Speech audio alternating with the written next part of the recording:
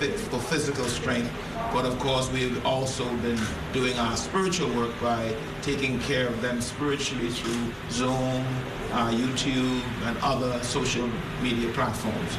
And we're thankful for the work of our volunteers who've been working since Dorian and in this intense work, giving out food items to those who are in need. We do give God thanks for this opportunity that we can serve Him physically with whatever goods that you, our audience, and also many of our members and pastors have donated towards this ministry. We are grateful. And we are asking those who wish to donate towards this effort, we do thank the donors, you can contact our Bishop Franklin Ferguson at the East Street office, Church of God of Prophecy. And we thank you, we adore you, we just glorify the Lord for what He's doing with this ministry. God bless you all. Thank you so much for joining us this evening. And should you feel prompted or moved to want to be a part of this giving experience as we continue to bless those and be our brothers' keepers, please contact our national office at 322-3097. God bless you. See you next week, same time.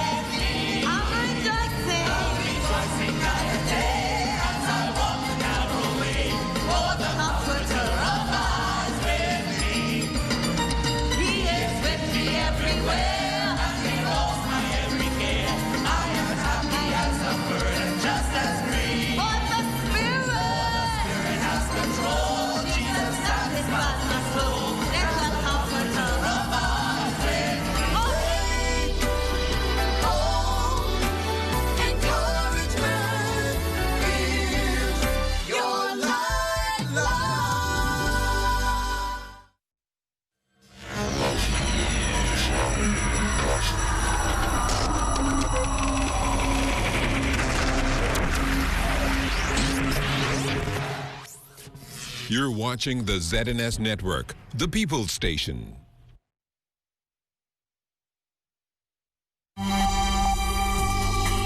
It's been extended to the 1st of July, 2020. Coming up in the Bahamas tonight, first at 6. NIB expands its payment period and its beneficiary list. We'll explain coming up. Also ahead, Shell and BPL just weeks away from finalizing negotiations on an oil deal. And a staple of the restaurant scene closes its doors for good. The Bahamas tonight, first at 6, starts now. Good evening, everyone. I'm Keishla Adderley, and welcome to the Bahamas Tonight, first at 6. Thanks so much for joining us. Topping the news this evening, the government has applied to take advantage of a $252 million low-cost emergency loan facility from the International Monetary Fund, IMF. The loan falls within the borrowing authorization approved in the supplementary Hurricane Dorian budget in February. The additional resources will support the government's ongoing coronavirus response and other budgetary operations. Deputy Prime Minister and Minister of Finance, the Honorable Peter Turnquest, said this loan is not a structural adjustment facility and does not involve the conditionality elements normally associated with the IMF facilities that most are familiar with. He explained that the facility is a low-cost option with an interest rate of some 1.054%, that the country is smartly availing itself to address our current needs. The Deputy Prime Minister also noted that the upcoming budget will continue to reflect the double impact of Hurricane Dorian and COVID-19. According to the Ministry of Finance, the facility will help the country to meet important obligations. Well, in other news tonight, fake news. That's how the Deputy Prime Minister and Minister of Finance, Peter Turnquest, has referred to claims of government running out of money. The Finance Minister also refuting claims that the Bahamian dollar is facing a threat of devaluation. In a statement issued today, the Deputy Prime Minister said the economy has not survived and thrived for so long because of good fortune. He said, as a country, we have historically taken a very prudent approach to fiscal and monetary policy to protect ourselves in situations like the emergency we face today. He said the country's foreign reserves are managed by the capable hands of the Bahamian professionals at the Central Bank of the Bahamas, and the bank has an exemplary record that should instill confidence in every Bahamian. According to the statement, since the COVID-19 crisis began, the Central Bank has taken several preemptive steps to shore up our reserves and will continue to take necessary actions as needed. Well, it looks like billion-dollar oil company Shell and state-owned utility Bahamas Power and Light are just weeks away from finalizing the negotiations set to bring forth a new form of energy to the Bahamas. Speaking to reporters via Zoom today, General Manager of Shell North America, Marcus Hector, said COVID-19 has not slowed plans to complete the proposed liquefied natural gas terminal in the Bahamas. Back in 2018, the company signed a memorandum of understanding with the Bahamian government to finance both a new power plant and the terminal. Officials say the introduction of the LNG plant will mean a more stable source of energy for the Bahamas. Goal is unchanged, and we are also optimistic that we can get there. With regard to the LNG terminal, we always that we would be a bit later with the introduction of LNG, and we said we're basically going to be pretty fast after the terminal, but that is expected to be in the 2022 time frame now. So the timeline, the plan to get the power stations completed is unchanged in 2021. And we're expecting to get the LNG terminal completed within a year after that power station. So that's that is likely going to be in the time frame of 2022. The National Insurance Board is expanding the unemployment assistance program for self-employed persons in the tourism sector. Director of NIB, Nicola Virgil-Roll, says the program, which was initially an 8-week program, will now continue until July. A new sector will also be included in those benefits. It's been extended to the 1st of July, 2020. The government has also advised us also of a policy change with respect to the treatment for barbers and beauticians. Previously, all self-employed persons other than those in the tourism sector were required to have business licenses. However, we recognize that there were special challenges with respect to barbers and beauticians who lease chairs in regulated establishments. And so they may not have had a business license on their own.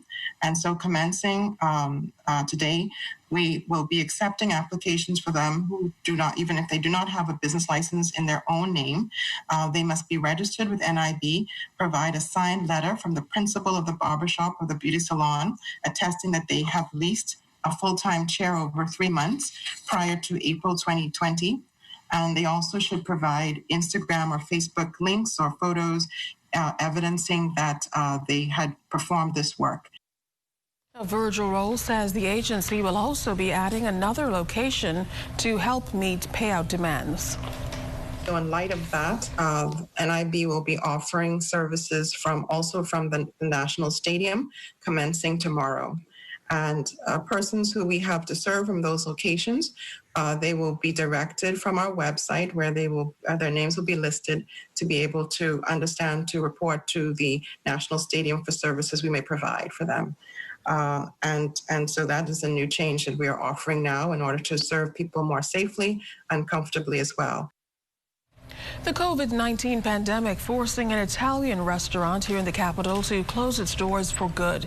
According to a statement, due to the economic climate, the restaurant's reliance on the tourist market and the uncertainty in the coming months, Luciano's unable to continue as a viable business. It's been struggling to make ends meet for the last couple of years, and management exhausted every avenue to stay open, but the fallout necessitated the permanent closure. Luciano's thanks its customers for their support and patronage over the years, and its team for maintaining the reputation of quality service that the Italian eatery enjoyed. Well, next week is the highly anticipated Labor Day weekend, and unlike Labor Days before, this one is expected to be particularly quiet. Still, top officials of the labor union say they plan to commemorate the day like others. Now, undoubtedly absent will be the annual parade due to strict measures enforced to mitigate the spread of COVID-19. But National Congress of Trade Unions President Bernard Evans says despite pandemic constraints, the organizations will still use the time to pay homage to workers, essential and non-essential. One of the things is that all of the presidents will still record a message that will be aired on ZNS and other social outlets with respect to Labor Day. And we still want to look at it from a celebratory standpoint. And we have much to celebrate now that particularly our frontline workers who've really been doing a very Herculean job, really, during these last 3 months, and what's expected to go on for a year, maybe for the rest of the year until we really come clear of COVID-19. Now, Evans says unionists are slated to meet this week to finalize plans. He says they're actively watching restrictions in hopes of participating in at least one Labor Day tradition, although it may require getting a little bit creative. You know, things are changing every day pretty much. We don't know what the Prime Minister is going to say at the end of this week, whether it be more light at the end of the tunnel for the following week leading up to June 5th. And so it's very static, as we know it. So we're going to continue to watch the precautions. But if everything remains as is right now in terms of social distancing when it comes to church, then obviously the church service will be a little bit difficult for us. But we, yet again, we're still trying to find a way to go and give thanks to the Almighty for what He's done and continue to do in our lives. Well, still to come tonight, is it safe to wear your homemade masks? We'll talk to the experts about it. Stay with us. You're watching The Bahamas Tonight, first at 6.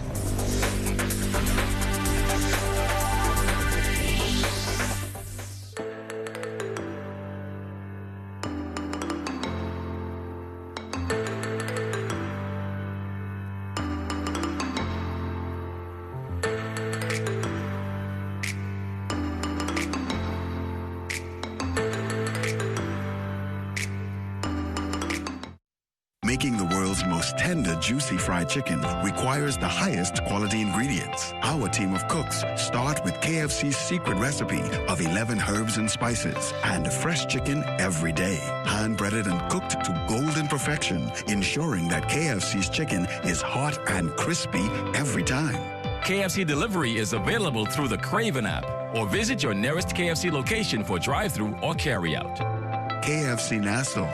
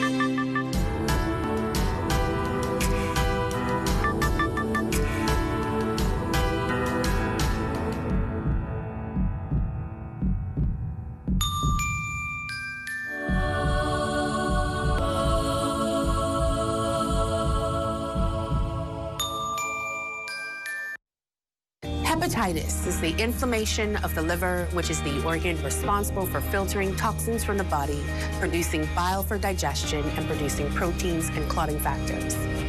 The most important cause of hepatitis worldwide is viruses, of which there are 5 main types: A, B, C, D, and E. Hepatitis B and C are major health challenges globally, affecting over 300 million persons worldwide. The suspicion of hepatitis may be a challenge, as there are typically no symptoms. However, if infected, non-specific symptoms may include decreased appetite, nausea, vague abdominal discomfort, jaundice or yellow eyes, and abnormal liver function tests. If not treated, hepatitis of any type can lead to cirrhosis and liver cancer, which leads to over 1 million deaths worldwide. If you suspect you may have been exposed to the virus that causes hepatitis, talk to your doctor today and get tested. This public service announcement is brought to you by the Public Hospitals Authority in conjunction with the Medical Association of the Bahamas and the Broadcasting Corporation of the Bahamas. Welcome back. Despite mounting protests in the United States over the wearing of facial masks, Director of the National HIV Infectious Disease Program, Dr. Nakia Forbes, insists that they are an important piece of equipment in the fight against COVID-19. Her comments on the benefits of mask wearing, as some people suggest, side effects like retaining gases that should be exhaled. Dr. Forbes says once worn properly, masks can help reduce the spread of COVID-19. It can be worn for periods when persons are outside of their home, but if you're in your home with your family that lives with you all the time, there's no need to wear the medical masks or the non-medical masks. Additionally, these face coverings are not for children below the age of 2 years. And there are other things that we encourage to ensure that the masks are being used safely. So when you put them on, try not to touch your face. Now, Dr. Forbes says mask users must exercise proper hygiene, also pointing out there have been no adverse effects reported locally. When they are soiled, put them in the wash and keep them clean, and definitely discard them if they're getting damp or moist. But other than that, if they're fitting comfortably, it's not likely that they're going to cause a retention of carbon dioxide or cause any medical problems. We don't have any reports of that. 1 week down, 1 week to go. Bimini residents begin their second week of their lockdown tonight. This as authorities try to put a lid on the spread of COVID-19 on the tiny island. We got this update from Administrator Cleola Pinder. It went very well. Everything was organized and planned, and persons did not feel as if they didn't have access to anything that they would have needed. And so it went very well. Persons utilized the hotline, calling in for items that they may have needed, or whether it was cooking gas or whether it was the canned gas or the portable stove. Whatever the needs were, if it was a hot meal, somebody didn't have the means of cooking. So, persons were calling in. I think I had 1 or 2 persons that needed fuel for their generators, and so the defense force was able to assist. So it went very well the first week. Pinder says as Biminites begin the next 7 days in lockdown, corporate citizens are lending support. We have one of our popular bakeries here, Charlie's Bread. He's donating bread to the seniors this week. And I guess those vulnerable among us, we have about 283 seniors, and so I'm not sure if he's going to bake that many bread, but he will be baking bread tomorrow morning. We have the Bimini Innovations Distribution Depot, one of the little businesses here on the island. They make jams, and so we'll be providing jams to go along with that bread. This weekend, we are expecting 2 mailboats in. So we're organizing where we would have asked persons to register with the mailboat so that we have their names and their phone contacts. Persons would have had to pay their freight in Nassau for the most part so that we can just deliver the packages to the individuals who may have packages coming on the boat, because, of course, nobody will be allowed to come and collect their packages. Deputy Chairman of the Disaster Reconstruction Authority, Algernon Cargill, says COVID-19 initially presented some challenges as arrangements were made in a burial service for Abaco residents for the victims of Hurricane Dorian. He said the authority got permission to increase participants from 10 to 25. Initially, our plans included a burial in the church service with all of the family members who were identified or anyone who really wanted to attend participating in the funeral service. Since the plans to hold this large ecumenical service were finalized, we were further challenged with the issue of COVID-19. Since COVID-19 and the orders restricted us from having that large service.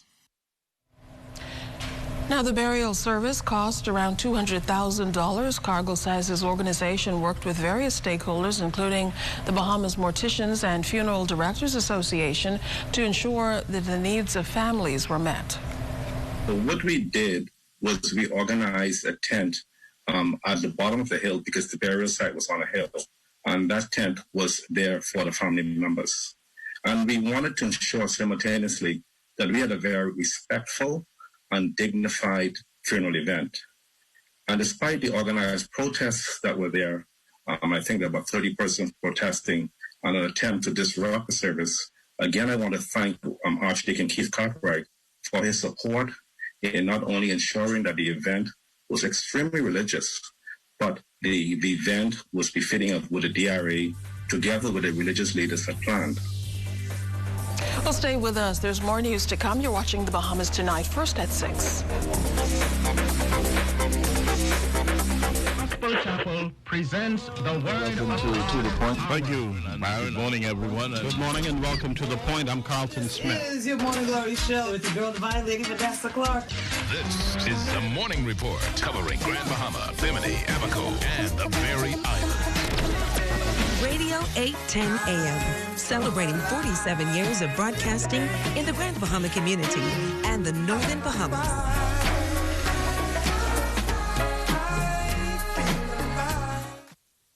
What I love most about working for the Bahamas Tonight is that we don't only focus on New Providence. We cover the entire Bahamas. We have a team here in the Northern Bahamas that is ready to bring you the stories, the people, and the news that matter to you.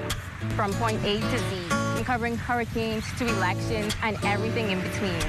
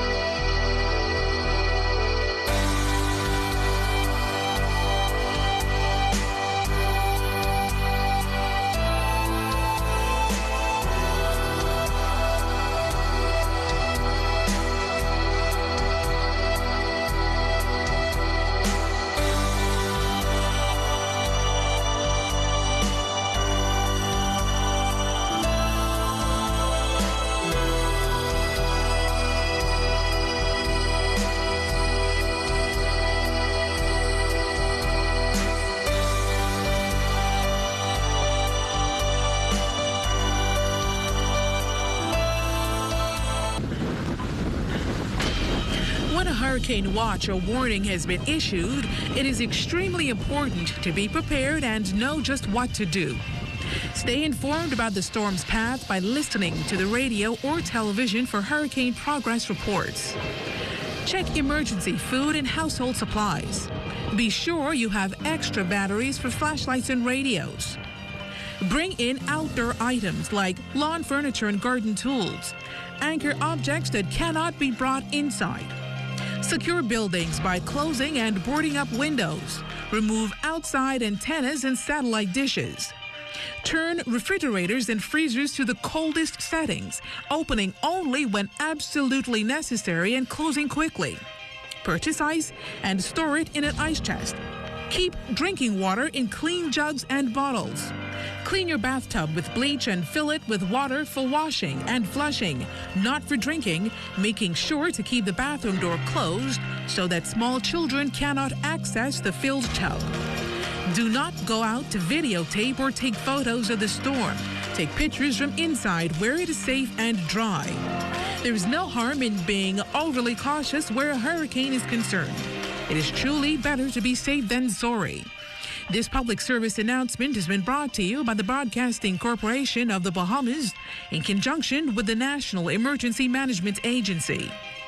Today marks the 57th anniversary of the Organization of African Unity, a special day for members of the Rastafarian community, which is celebrating Africa Liberation Day. Royal Ambassador for the Ethiopia Black International Congress, Priest Rithmond McKinney, says COVID-19 has impacted local celebrations. May 25th, 1963, the day the Organization of Africa Unity established its permanent headquarters in Addis Ababa, Ethiopia, and Haile Selassie, Emperor of Ethiopia, was chosen as the first president of the OAU. McKinney explains the local celebrations. We having a celebration, we celebrate this every year, but due to the quarantine, we ask everyone that's to celebrate where they are and hold social distance. But we're having a small celebration in the camp today. All day we celebrate. We, as the Bobo Shanti, Rastafarian in general, embarking on a trip to Ethiopia right after the pandemic is over. Yeah, we're trying to make a trip. Well, stay tuned. We'll check your weather right after this.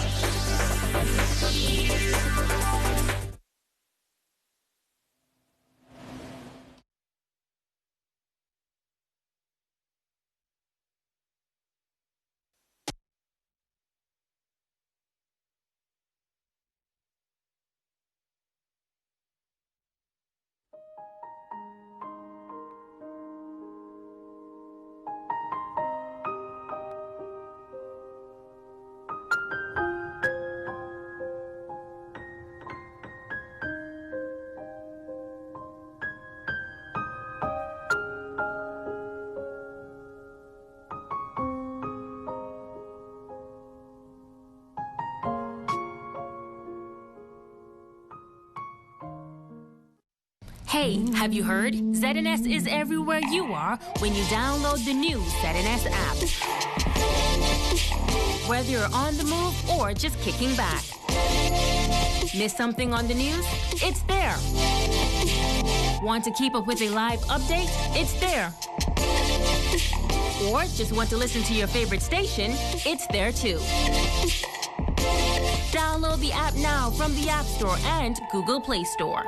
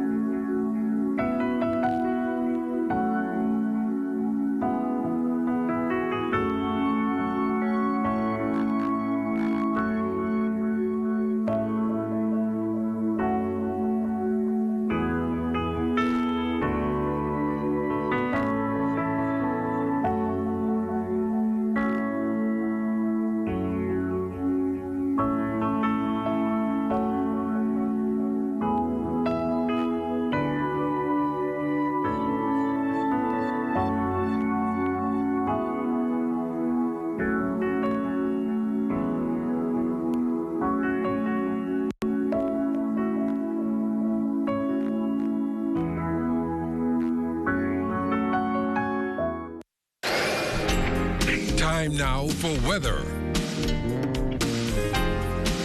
In our first look at weather, we have this tropical wave. The axis is really stretching from the Yucatan Peninsula, but it is bending backwards over western Cuba, trailing across the northwest Bahamas, and that's been moving very slowly across the northwest Bahamas over the weekend, continuing to lift slowly towards the north, meaning those rain showers will remain in place through tonight and much of tomorrow morning. But by afternoon, we expect to see some improvement as all of this tropical moisture start to lift towards the north.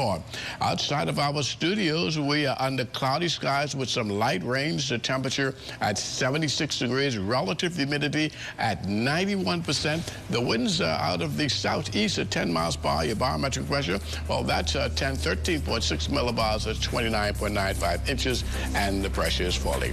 That's going to do it for your first look at weather at 6. Stay tuned, more weather is still to come. Thanks, Basil. That does it for us. And first at 6, stay tuned. The Bahamas Tonight Northern Edition is straight ahead.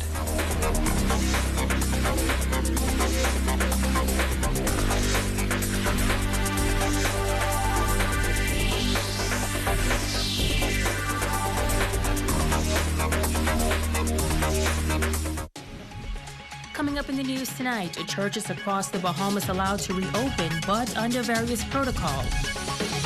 More Bahamians stuck in Florida flown home over the weekend. And Abaco's National Burial Service addressed by organizers and stakeholders. The Bahamas Tonight, the Northern Edition, starts now. This is the Bahamas Tonight, Northern Edition.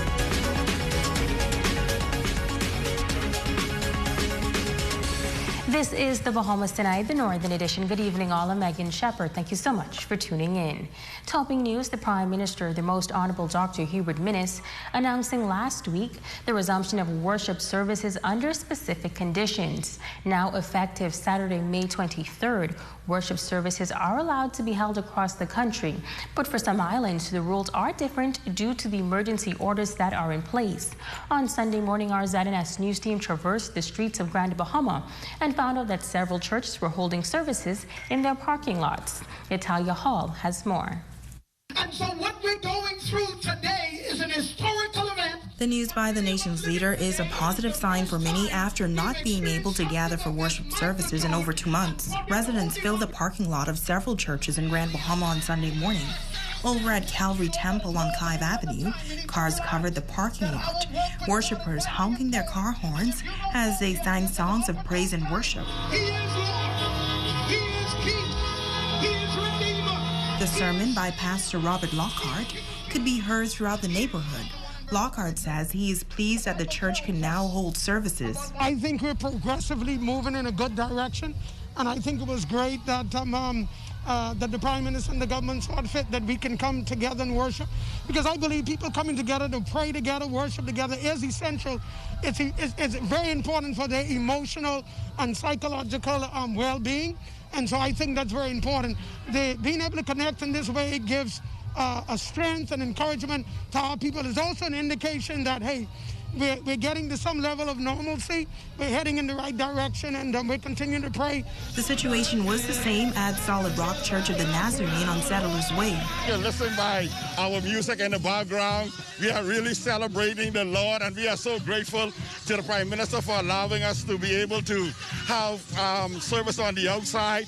And we are celebrating. Oh my God, we are ecstatic. After 2 months, it's a pleasure being back, amen, on these grounds. Central Church of God also holding a service. Pastor Steve Dean says all pastors should take advantage of this opportunity and spread the word of God. I hear a lot of complaints and all kind of thing about whether it be in the bars open, and that ain't my business.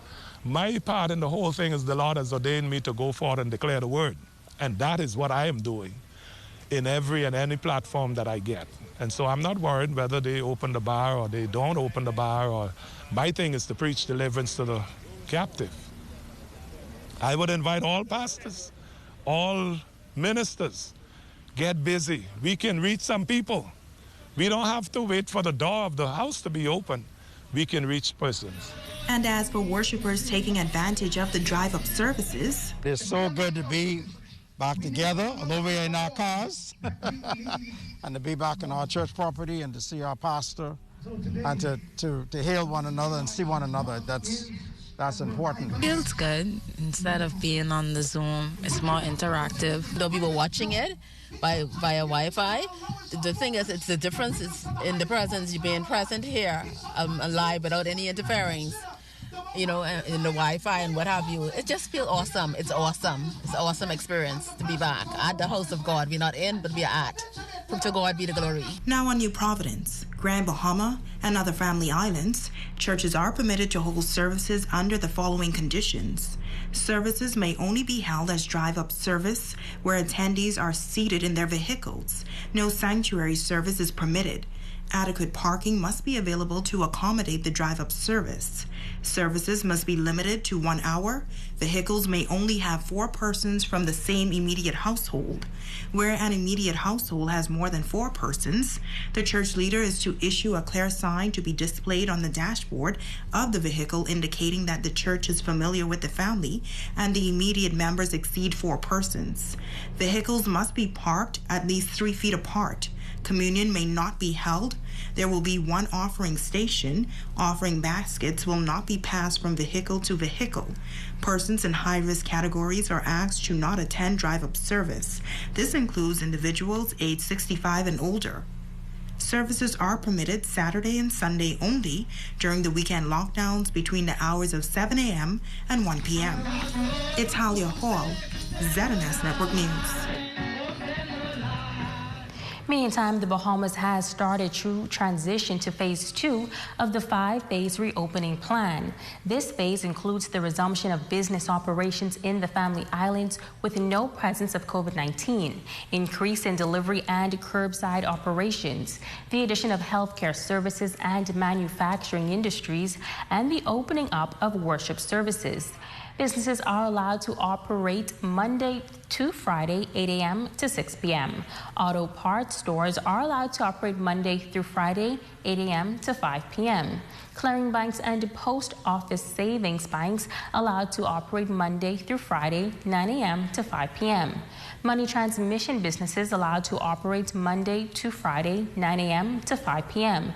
Insurance companies are allowed to operate Monday to Friday, 9 a.m. to 5 p.m. Financial services allowed to operate Monday to Friday, 9 a.m. to 5 p.m. Medical and health service facilities may provide non-emergency health services, and dry cleaners may now operate Monday to Friday, 9 a.m. to 5 p.m. The Public Treasury will be conducting a new vendor verification exercise in preparation for the implementation of its payments by direct deposit in July 2020. This will affect payments to all individuals and businesses who provide goods and services to government agencies in Grand Bahama. As the Treasury streamlines its services to offer electronic payments, it is mandatory for all its vendors to enroll in this exercise. Failure to comply will result in the disruption of payment. Vendors must submit a completed direct deposit form along with their banking details and contact information. Forms can be obtained from the Public Treasury Department Freeport office or requested by email. All payments will be made by direct deposit as of July 2020, and vendors will receive an email notification when funds are transferred to their bank accounts. Now, to complete the application process, you must request and complete a vendor direct deposit form, submit a form via email to Treasury Freeport General at bahamas.gov.bs or via fax to 242-352-2415, hand deliver to Public Treasury Freeport. For further details, contact the Public Treasury Department Freeport or via telephone at 352-2351 or email Treasury Freeport General at bahamas.gov.bs. Meanwhile, over 100 Bahamians returning to the country on Saturday evening on board a Bahamas Air flight. This was the second group of Bahamians to take part in the government's repatriation exercise from Fort Lauderdale, Florida. The flight, which had a total of 135 Bahamians, stopped in Grand Bahama before continuing on to New Providence. Our Italia Hall has more details as to what the process was like here in Grand Bahama. According to reports, The flight to Grand Bahama from Fort Lauderdale, Florida was delayed due to the fact that persons on that flight had to be screened by a doctor before boarding. 2 doctors from Nassau flew to Fort Lauderdale to screen those passengers. The process also took longer than usual because passengers had to social distance while boarding the plane. Some 60 persons from Grand Bahama were on that flight and 75 from Nassau. Once the flight landed in Freeport, passengers could be seen walking off the flight with their masks on and carrying their luggage. It appears as if passengers were screened again once on the ground by a medical team led by Dr. Frank Bartlett, the head of the Grand Bahama COVID-19 Task Force. The group boarded a bus and were taken to the quarantine center. The flight then went on to Nassau. Now, no word yet as to whether or not more flights are scheduled for Grand Bahama. You may recall that 2 weeks ago, during the first repatriation flight, a Grand Bahama man who had tested positive for COVID-19 was able to board the flight. The passenger was tested twice upon arrival in Grand Bahama by the Ministry of Health surveillance team. Both test samples returned a negative result. It's Halia Hall, ZNS Network News. The Disaster Reconstruction Authority, along with the Minnesota State for Disaster Preparedness Management and Reconstruction, the Honorable Aram Lewis, hosting a press conference this past Sunday, allowing a number of agencies and stakeholders to address the various concerns posed by residents on the island of Abaco regarding the recent national burial of 55 unidentified bodies. Following the passage of Hurricane Dorian, 63 bodies were recovered on the island of Abaco, but during Friday's national burial ceremony, only 55 bodies were interred. Pathologists at the Princess Margaret Hospital, Dr. Karen Sands, addressed the discrepancy in numbers. Superintendent Rochelle Delaveau of the Royal Bahamas Police Force giving a further update on the process of identifying those remains. I was able to signed death certificates for bodies that could be released, as well as there were bodies that were recovered or that we were able to release on the Nassau side too. So that may explain the discrepancy in the numbers that you're thinking, but there were people that were released prior to the burial with the bodies. As stated before, all of the remains were numbered. They had individual, unique ID marks and numbers. At the stage of submission of the postmortem samples, we would have received them into the forensic science section. They would have been each given a unique lab number. They would have been photographed and processed. The samples would have been forwarded for DNA analysis at a lab, an international lab. And the result of the DNA analysis was, well, the results of the test were, there was inhibition in the samples. That meant that no results were obtained. At that stage, we had to then look at other options. We had to find a facility that was able to analyze these difficult samples and that would be able to optimize them so that we can get full profiles for analysis, for identification.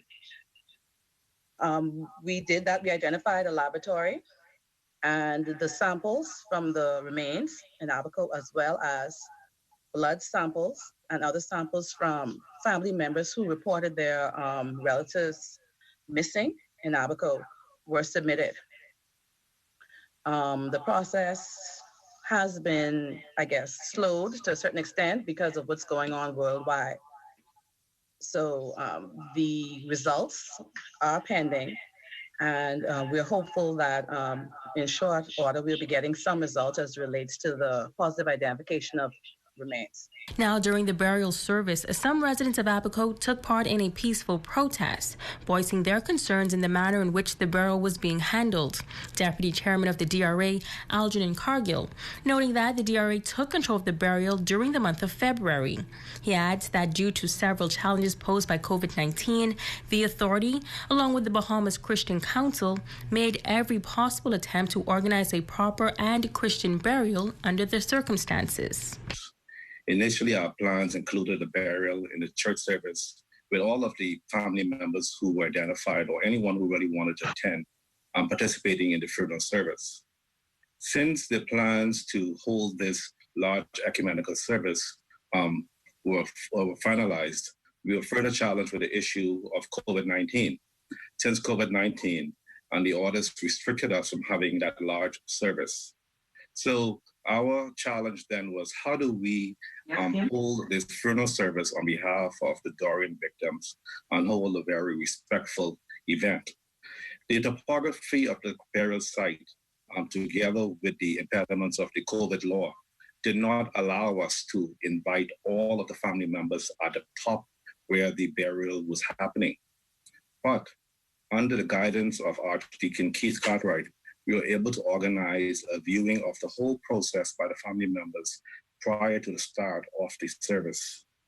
Bear in mind that even if we wanted to include all of the family members in the burial service who were identified, and to this day, I can say the DRA has only received one contact from a family member through their attorney. But even if we wanted to include all of the family members, we were prohibited by COVID-19 regulations for funeral services. So what we did was we organized a tent at the bottom of the hill because the burial site was on a hill. And that tent was there for the family members. Now, Chairman of the DRA, John Michael Clark, noting that he understands that the burial service may not have been ideal for the residents of Abaco. And with this in mind, he says the goal is to identify the remains as best as possible in order to carry out a more personalized service.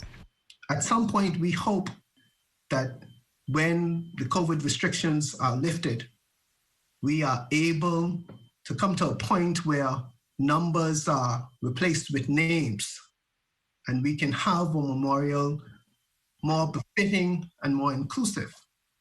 And families will be given the opportunity to have proper markers placed on the graves within a memorial park, or exhume the remains and have them buried elsewhere. And we hope that this memorial park will become a place of remembrance, not only a place of remembrance, but a place of rebirth and hope for the residents of Abaco. Now, ACP Solomon Cash explained that only 33 reports of missing persons were made to the Central Detective Unit.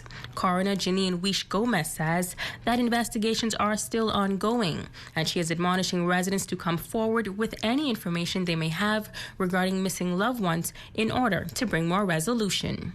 We know that persons have relocated to other jurisdictions, other islands, but they should get in touch with the Royal Bahamas Police Force, and in particular, Ms. Bowles, if there are concerns, if they have loved ones and they've not given DNA evidence, they should do so immediately. Certainly, the staff at the Coroner's Court is also ready, willing, and able to assist with any queries or any concerns that they may have.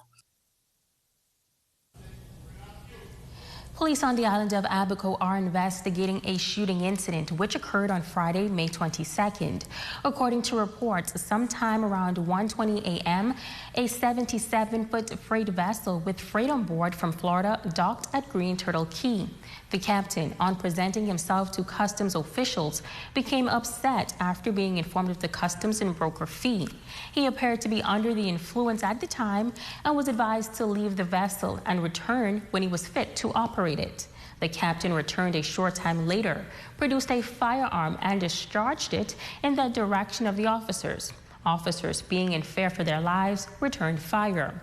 Now, one male suspect was arrested for the offense of assault with a deadly weapon.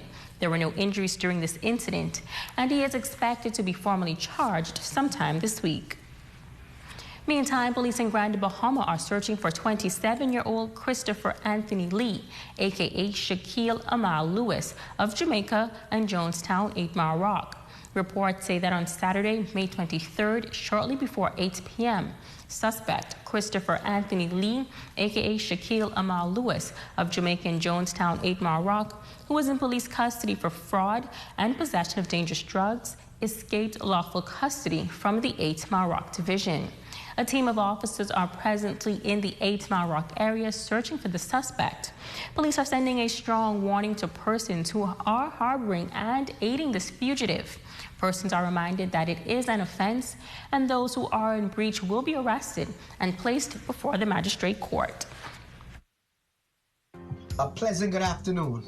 This is Pastor Franklin Hepburn from Freeport Great Faith Ministries. I just want to drop a nugget in your hearing today. The Word of God declares in the 105th division of the Psalms, "Oh, give thanks to the Lord. Call upon His name. Make known His deeds among the people." Today, we are faced with the challenge of an invisible army that has crept upon the shores of our beautiful Bahama land. It has wounded and even killed some of our people. But the psalmist here admonish us that we should make known the deeds of our God. We know that we serve a sovereign God. He is mighty and He is holy. David admonished us in Psalms 20:7 that some put their trust in horses, others in chariot, but Bahamas, we need to put our trust in the name of the Lord.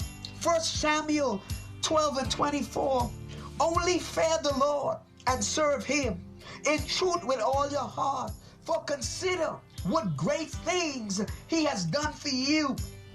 God has brought us through hurricanes, especially those in the northern Bahamas. We went through Dorian. Yes, we had fatalities, but God was still with us. And God said that He will never leave us, neither will He forsake us.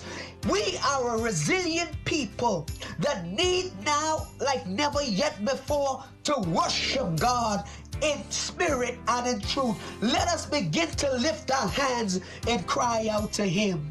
Let us pray. Heavenly Father, we thank You for the leaders of our nation. We pray for our islands from Abaco to Nagua. Bless these people. In Jesus' name, amen.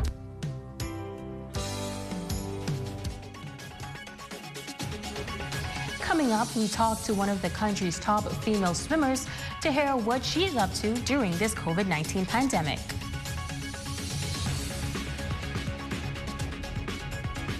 This portion of the news is brought to you by Dolly Madison, Freeport's original home center. Dolly Madison Home Center is now open Monday through Friday, 8 a.m. to 5 p.m. to serve your household needs. Ace Hardware, Whirlpool and GE appliances, and more. Be sure to ask an associate for assistance if you don't see what you came for. Social distancing and masks are in full effect. And the good news is we will be moving to the former rooms to go in the front of the store as renovations are completed. Join us Monday through Friday, 8 a.m. to 5 p.m. Come on down now. Loved bonus data? Well, guess what? There's more. Alive's now giving you cash back. Customers making Freedom 12 plan purchases get $2 cash back. Freedom 25 or 35 plan purchases get $3 cash back. And all Liberty plan purchases get $4 cash back. Top up via your My Alive app today and enjoy more with Alive for less. Alive, we got you. Believe in best. Mulligan's Restaurant Supply Store, where you can find all the essential products required by you or your catering companies, restaurants, and bars at the lowest prices. Their professional kitchen supplies, aluminum baking pan, foam products, paper and plastic products, cake boxes and bowls in different sizes sold individually, sodas, juices, and grocery items, seasonings, peanuts sold by the sack, commercial cleaning products, and also check out the wholesale and retail beers, wines, and spirits section. They're located on Yellow Pine Street. That's Mulligan's Restaurant and Supply Store. Everything is moving. Okay, Bimini is a hot spot. Let's get Robbie Smith on the line. Chief Counsel. Robbie, give us your take on the situation. I feel a lockdown would be good. All about really whatever we need to do to make Bimini a safer place. There's also this argument that as Nassau cases started to climb, there was no position on, well, we need to look at Nassau and lock down Nassau. No, for me, there's no logic in lockdown Bimini. Or people would say, because the virus is spread, because Bimini is small. Well, the virus is spreading in Nassau. Stand by the talent. Stand by the role play by Pro.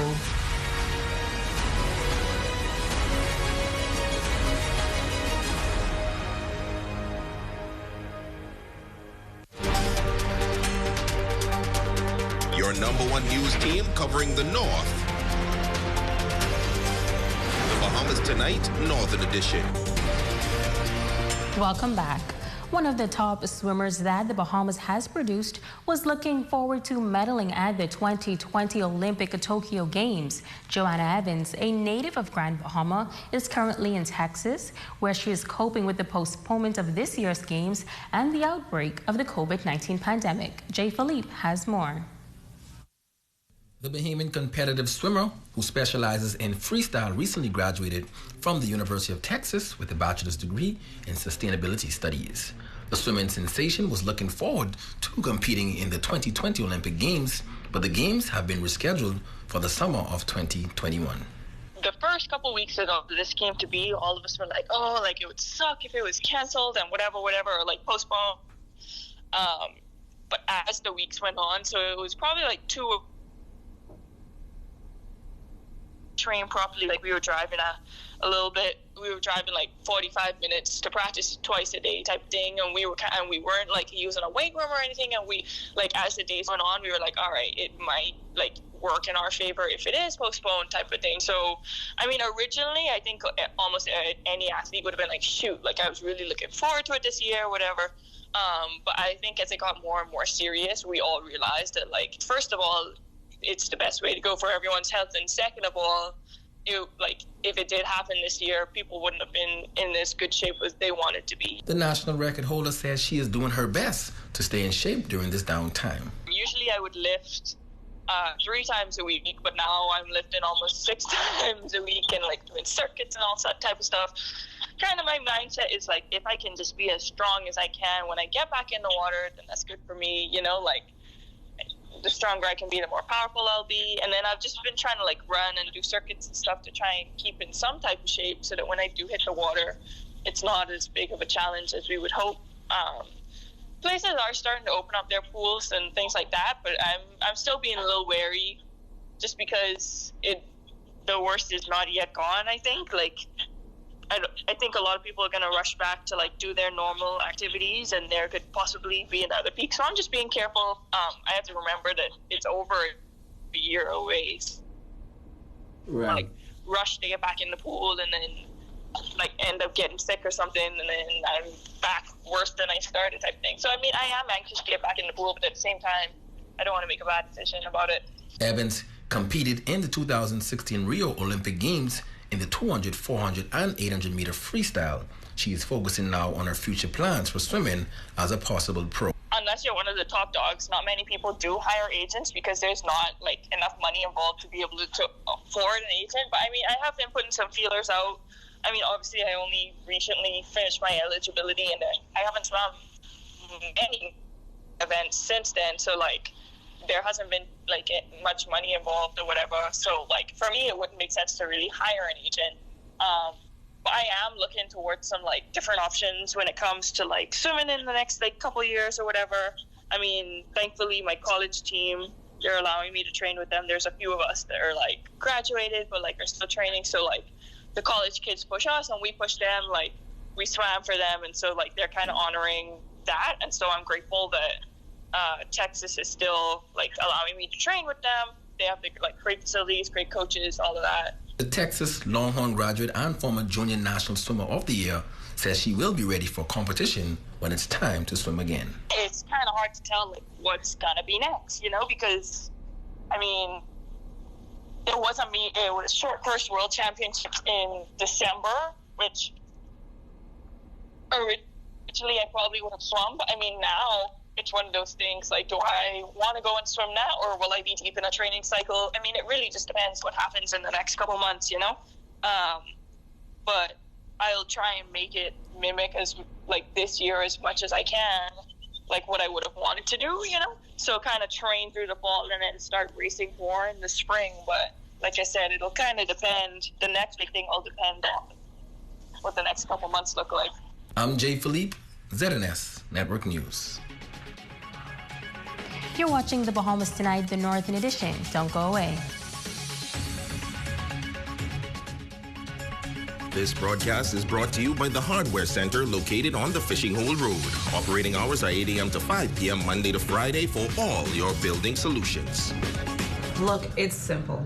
Fidelity can consolidate all your bills for their debt consolidation loan. Give you one monthly payment and money in your pocket. So let me get this straight, Miss Financial Coach. You say something about cash in my pocket? Yes. And a savings plan with 5% interest? Wow, finally, a bank that's looking out for me. What do you want me to sign? That's not all. We also offer competitive interest rates and free financial coaching. That's right, LD. You ain't hear me. Where do I sign? Freedom Lounge in the International Bazaar is open from 11:30 a.m. to 6:30 p.m. from Monday to Friday for takeout until everything is back to normal. Freedom Lounge is more than just a bar. Your #1 news team covering the North. The Bahamas Tonight, Northern Edition.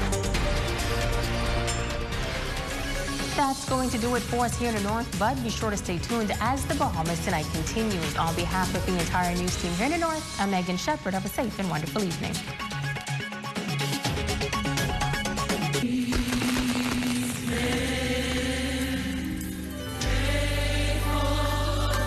Over 25 years ago, I started a food distribution company from the back trunk of my car, selling only 6 food items. Today, Jamaica Bahama Imports distributes over 100 food products throughout the country. Now, this could only happen because of the loyalty and support of you, our loyal customers. And so, on behalf of all of us at Jamaica Bahama Imports, we wish to say thank you. Thank you. Thank you. Thank you. Thank you. Thank you. Thank you, Bahamas.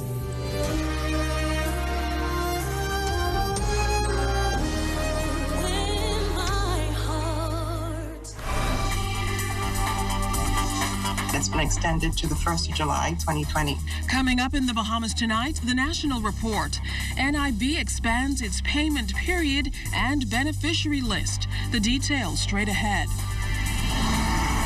The government applies to borrow millions for post-COVID-19 recovery. Everything was organized and planned. Also tonight, how Bimini got through its first week in lockdown. With respect to Labor Day, we still want to look at it from a celebratory standpoint.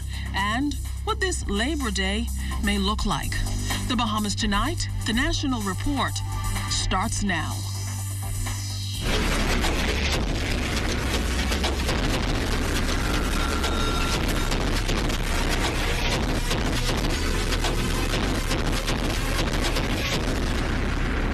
Good evening, everyone. I'm Keish Latterly, and welcome to the Bahamas Tonight, the National Report. Thanks so much for joining us. Topping the news this evening, last week, the minister responsible for the National Insurance Board, the Honorable Brenzel Roll, said approximately 30,000 people received unemployment assistance payments through NIB's regular unemployment benefit program during the COVID-19 pandemic. Now, more people can qualify for unemployment assistance following a number of policy changes at NIB, as Cleopatra Murphy tells us tonight.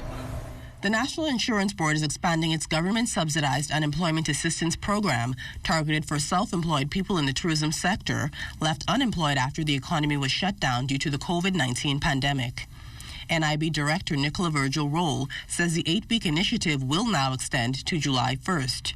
During a Zoom press conference, Virgil Roll announced another policy change, this time to include barbers and beauticians. Previously, all self-employed persons other than those in the tourism sector were required to have business licenses. However, we recognize that there were special challenges with respect to barbers and beauticians who lease chairs in regulated establishments. And so they may not have had a business license on their own. And so commencing today, we will be accepting applications for them who do not, even if they do not have a business license in their own name, they must be registered with NIB, provide a signed letter from the principal of the barbershop or the beauty salon attesting that they have leased a full-time chair over 3 months prior to April 2020. And they also should provide Instagram or Facebook links or photos evidencing that they had performed this work. She says other relevant documents will be required.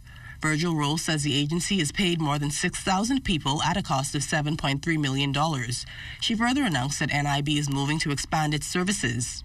NIB will be offering services from the National Stadium commencing tomorrow.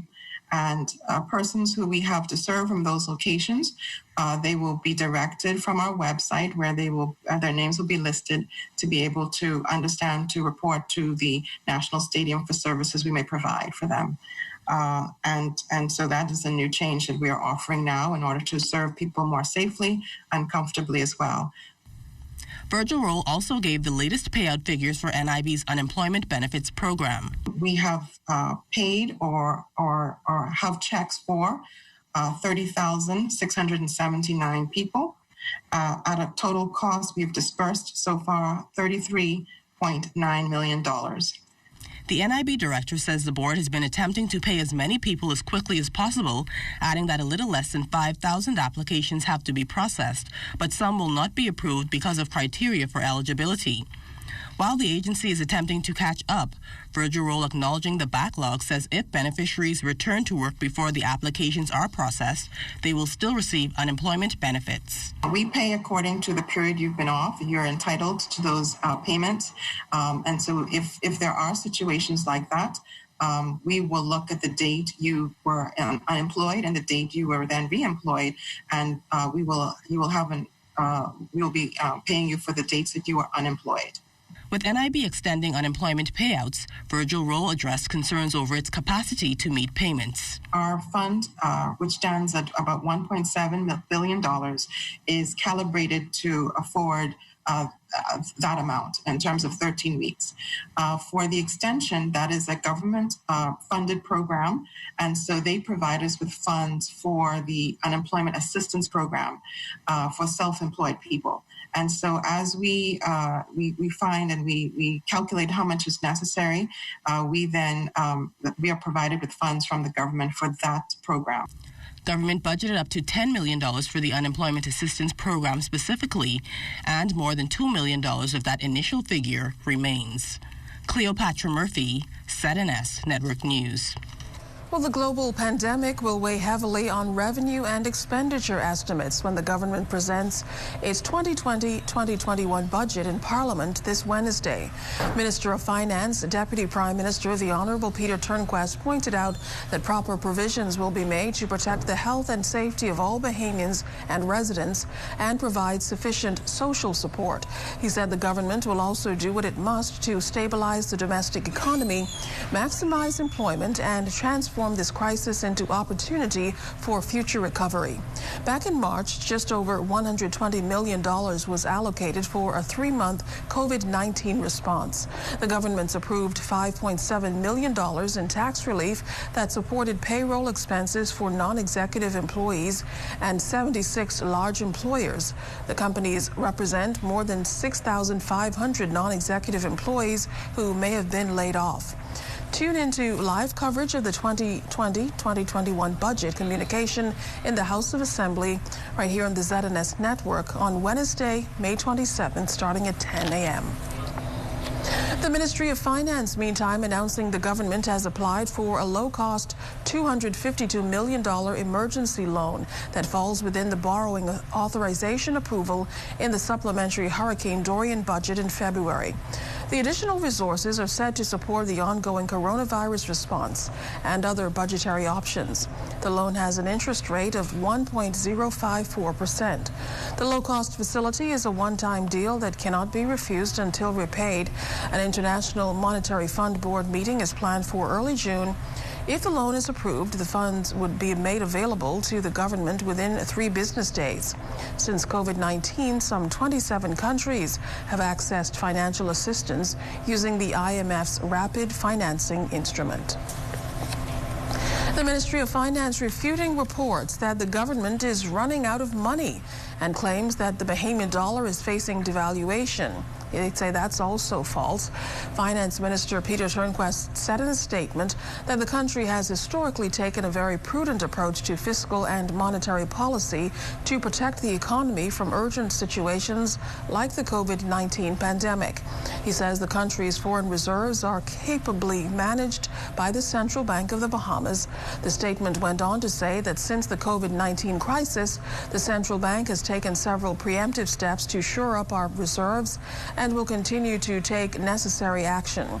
The Deputy Prime Minister says he echoes a central bank statement indicating that monetary policies have already taken into account vital local needs, and any reports of devaluation threats are entirely misleading and without merit.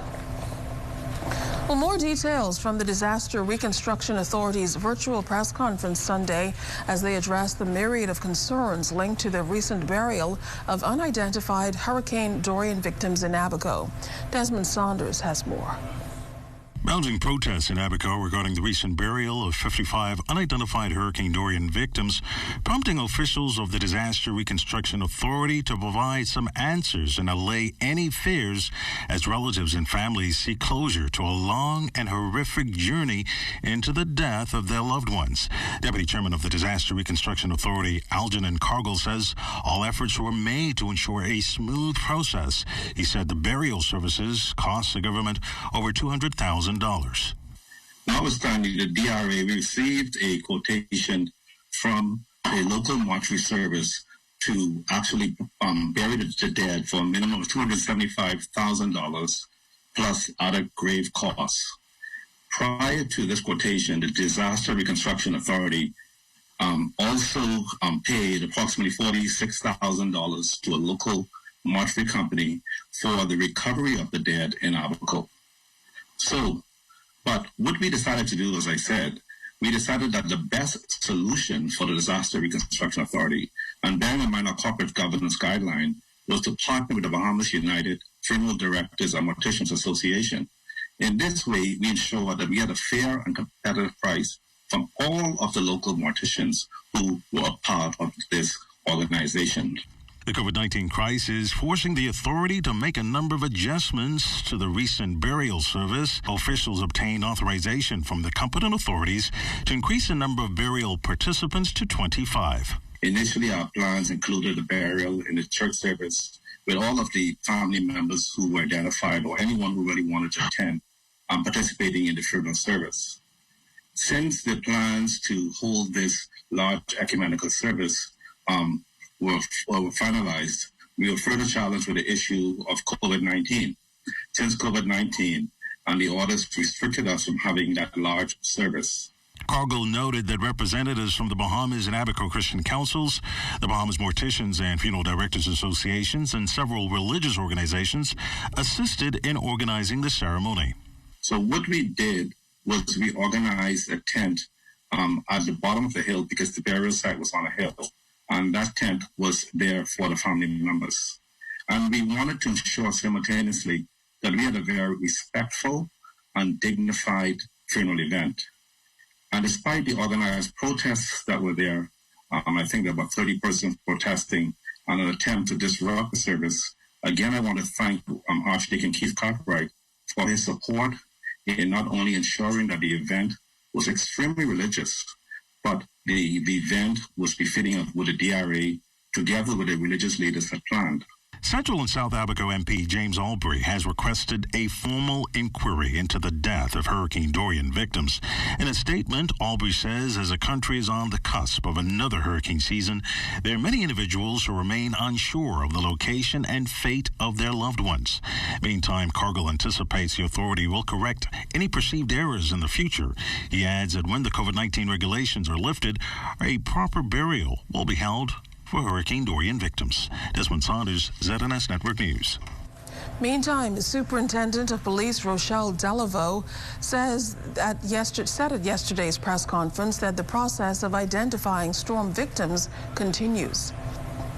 These samples would have been forwarded for DNA analysis at a lab, an international lab, and the result of the DNA analysis the results of the test were there was inhibition in the samples. That meant that no results were obtained. At that stage, we had to then look at other options. We had to find a facility that was able to analyze these difficult samples and that would be able to optimize them so that we can get full profiles for analysis, for identification. We did that. We identified a laboratory, and the samples from the remains in Abaco, as well as blood samples and other samples from family members who reported their relatives missing in Abaco, were submitted.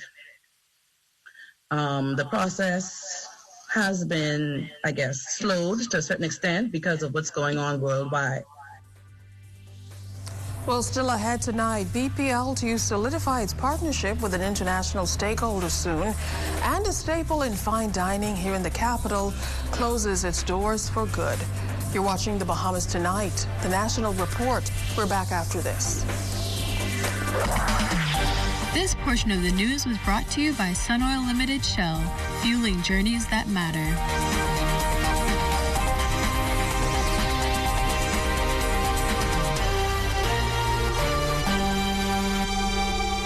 Every dream needs a gentle push. Every tomorrow needs a warm embrace. Every ambition needs hope to take flight and the faith to pursue a unique goal. At Commonwealth Bank, we make it happen for you.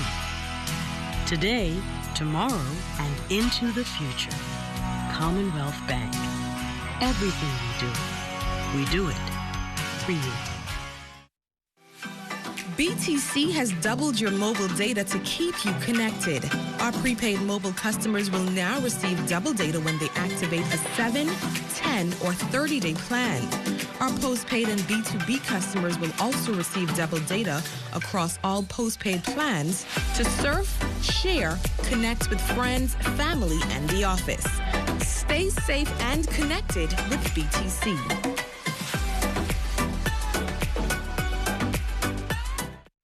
Making the world's most tender, juicy fried chicken requires the highest quality ingredients. Our team of cooks start with KFC's secret recipe of 11 herbs and spices and fresh chicken every day. Hand-breaded and cooked to golden perfection, ensuring that KFC's chicken is hot and crispy every time.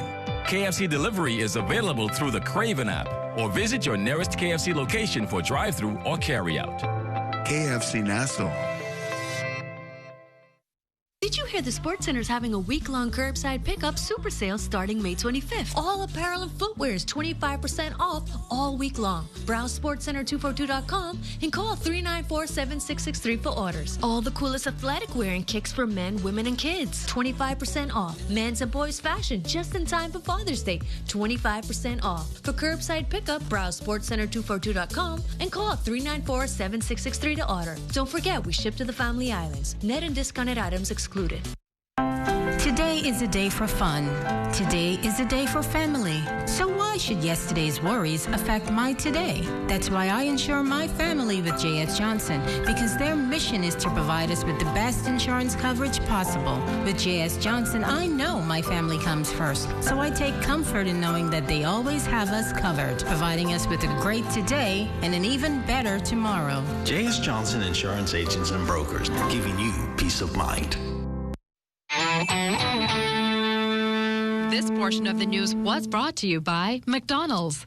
McDonald's, I'm loving it. There are no new COVID-19 cases being reported by the Ministry of Health today. The number remains at 100. Now, today's COVID dashboard indicates that some 46 persons have recovered from the illness. There are 43 active cases, and 6 persons are hospitalized. Now, 1,977 tests have been completed. The number of deaths remains at 11. Well, another group of Bahamians stuck abroad will return home this Friday. Bahamas Air Managing Director Tracy Cooper confirmed the details in a statement today, verifying that the flight will leave Fort Lauderdale for Nassau this Friday, May 29th at 2 p.m. Only Bahamian citizens, residents, and those with valid work permits will be allowed on the flight.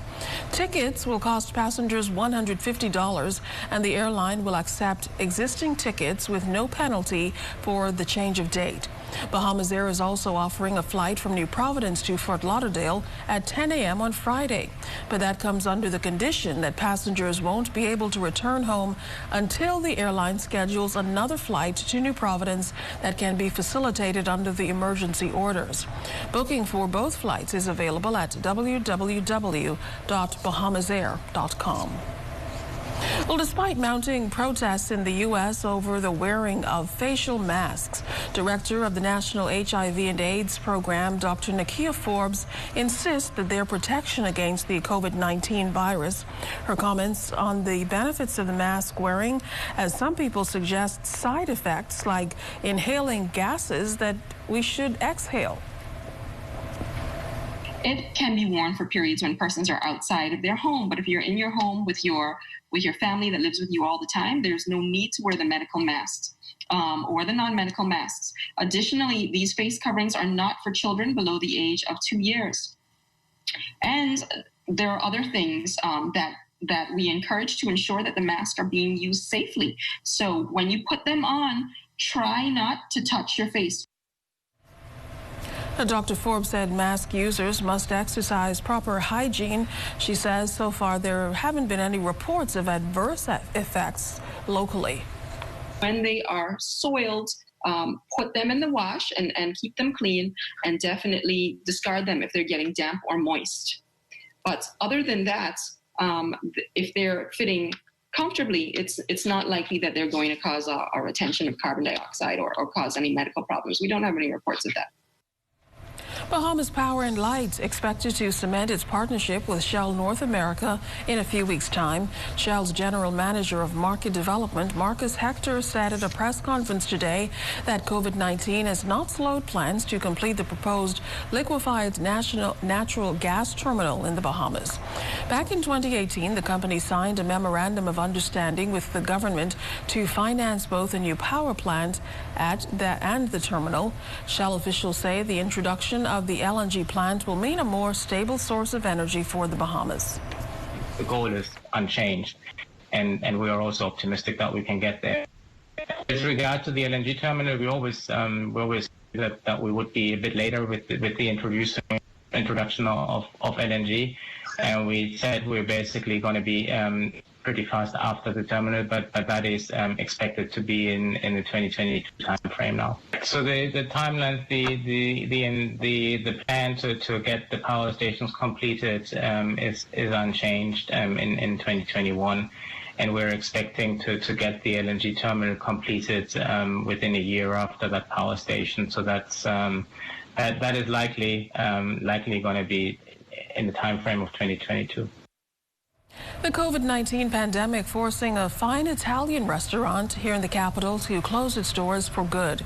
According to a statement, due to the economic climate, the Luciano's of Chicago restaurant's reliance on the tourist market and the uncertainty in the coming months, the company finds itself unable to continue as a viable business. The East Bay Street business has been struggling to make ends meet for the last couple of years, and management says it's exhausted every avenue to attempt to stay open, but the fallout necessitated the permanent closure. Luciano's thanks its customers for their support and patronage over the years, and its team for maintaining the reputation of quality service that the Italian restaurant has enjoyed. Well, the 2020 Labor Day holiday is next week, and unlike previous Labor Days, this one is expected to be a relatively quiet one. Senior trade unionists say they plan to commemorate the day. There will be no parade due to the emergency orders to mitigate the spread of COVID-19. But National Congress of Trade Unions President Bernard Evans says despite the constraints of the pandemic, the organization will use the time to pay homage to workers. One of the things is that all of the presidents will still record a message that will be aired on unfairness and other social outlets with respect to Labor Day. And we still want to look at it from a celebratory standpoint.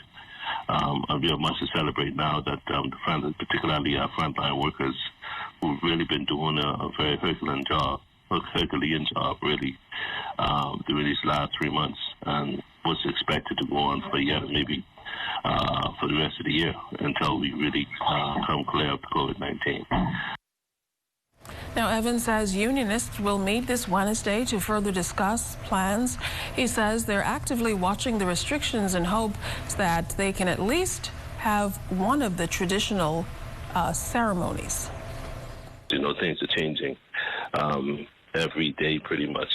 We don't know what the Prime Minister is going to say at the end of this week, whether it be more light at the end of the tunnel for the following week leading up to June 5th. And so it's very static, as you know. And so we're going to continue to watch the precautions. But if everything remains as is right now in terms of social distancing when it comes to trade, then obviously the trade service will be a little bit difficult for us. But yet again, we're still trying to find a way to go and give thanks to the Almighty for what He's done and continue to do in our lives. This portion of the news was brought to you by McDonald's. McDonald's. I'm loving it.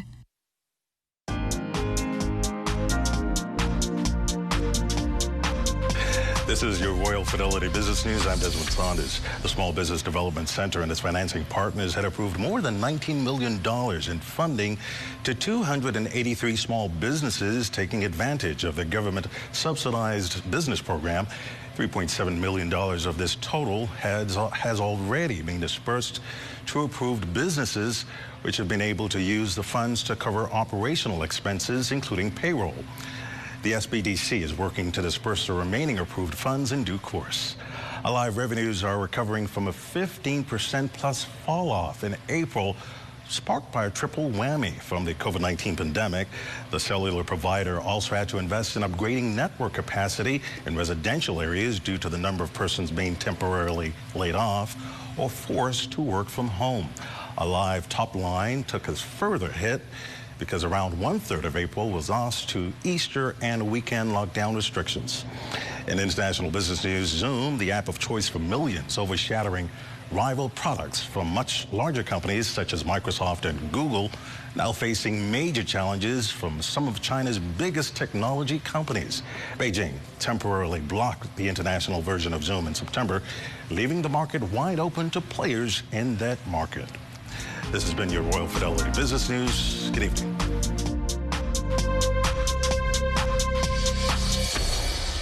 You or a loved one currently under medical care? Do you need affordable medical supplies? Ports International is the largest home health care supplier. Our compassionate team is committed to patients and their loved ones. From hospital beds to wound care, wheelchairs to walkers, Ports is a one-stop shop for your medical supplies, and we accept all major insurance.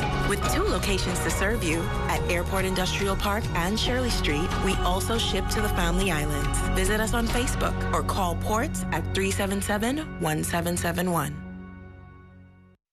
This is how it feels to consolidate your debt with Bank of the Bahamas. And this is how it feels to reduce your monthly payments. Come discover the new BOB, offering debt consolidation loans at the lowest rate in town. And guess what? You can get cash in addition to cleaning up your finances. That's how it feels. Apply today for your BOB debt consolidation loan. Terms and conditions apply. I've been a client of FGIAB when I purchased my home and successive years when I purchased my vehicles. My experience has been lovely. I must commend my favorite officer, Alicia Culmer. She's been my agent and she is very thorough and helpful. The efficiency stands out most importantly. The fact that if I call, I will receive a response and they will follow up. And so I appreciate the efficiency and also the professionalism. Join the family. This portion of the news brought to you by Generali Insurance. Just Just under 75,000 new cases of COVID-19 reported globally today, pushing the total count to 5.5 million. There were 2,383 deaths recorded today. The U.S. continues to dominate global numbers with 1.7 million confirmed cases, just under 17,000 new cases recorded today, with a total 100,000 deaths. Brazil is right behind, 6,442 new COVID-19 cases recorded there. There are now more than 370,000 cases in the country, with 386 new deaths reported. Russia has a little under 9,000 and India nearly 7,000 new cases.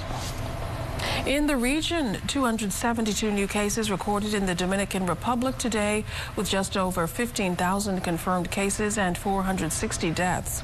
The only new case in the region reported today in Haiti, 93, 5 in the Cayman Islands, 2 in Jamaica and Grenada and Curacao, with 1 case each. Well, parents are monitoring their children's oral health as this COVID-19 pandemic plays out. In the first of a two-part series, Lloyd Allen takes a look at the challenges parents face making ends meet and how poor food choices can threaten a child's health. Making ends meet is a challenge for many now facing uncertain financial prospects.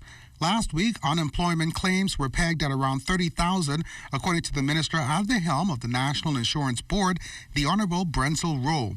A chilling result of this downturn in employment are those who have been forced to forego many essentials, like healthier food options. This mother, who chose not to appear on camera, says it's been a struggle after losing her job. She has now been forced to survive by way of assistance from the Ministry of Social Services. They put me on the monthly. I have 2 kids, but they put me on the monthly for my first. They give me $105, but I normally get $80 on the monthly card. So that was a help. It was a big help, but it wasn't. I wouldn't complain or be ungrateful, but it ain't enough. When asked when she last took her children to the dentist, she had this response. I can't take them to the dentist. I wasn't able to afford it. My major priority is to have a roof over their head, food in the house, so that they could eat and survive. Another family, the Taylors, say things are not as bad for them as they try to maintain healthy food options, especially during lockdown periods. Basically, I've just incorporated more fruits and vegetables. I try to do vegetable with every meal, and we eat fruits throughout the day. However, she admits that the desire to satisfy her daughter remains an uphill battle. She's a daddy's girl, so in any event, she know I'm not going to give her the sweets. So she would go to him, and then he would give it to her. So then it becomes a battle because I'm always saying to him, you know she shouldn't have these things. Why you keep giving it to her? On top of this concern, Taylor adds that her daughter has a growing dental problem. Her greatest fear, a flare-up during lockdown. It scares me because I know she don't handle pain well. So I don't want to wait until it gets to that point before I deal with it. She needs to go to the dentist as we speak. Wilmot Taylor says his desire has always been in making his young daughter happy. It's just, I don't know, just a daddy's girl. I'm trying my best to, break that. Across the board, many parents have agreed that tough times have forced them to cut back, this stark reality having many implications, some obvious and some hidden. Things like potato chips, sweets, chocolate, soda, and other less healthy food options are attacking the oral health of vulnerable youngsters. One local pediatric dentist shares, since COVID-19 restrictions, poor eating habits resulting in the big C, cavities. In part 2 of this series, we hear from Dr. Kristen Darville on emergency dental procedures done during COVID-19 and how parents can fight back. Lloyd Allen, ZNS Network News. Today marks the 57th anniversary of the Organization of African Unity, a special day for members of the Rastafarian community celebrating Africa Liberation Day. Royal Ambassador for the Ethiopia Black International Congress, Priest Rithmond McKinney, says COVID-19 has impacted local celebrations. May 25th, 1963 is the day the Organization of Africa Unity established its permanent headquarters in Addis Ababa, Ethiopia. And Haile Selassie, Emperor of Ethiopia, was chosen as the first president of the OAU. McKinney explains local celebrations. we having a celebration. We celebrate this every year, but due to the quarantine, we ask everyone just to celebrate where they are and hold social distance. But we're having a small celebration in the camp today. All day we celebrate.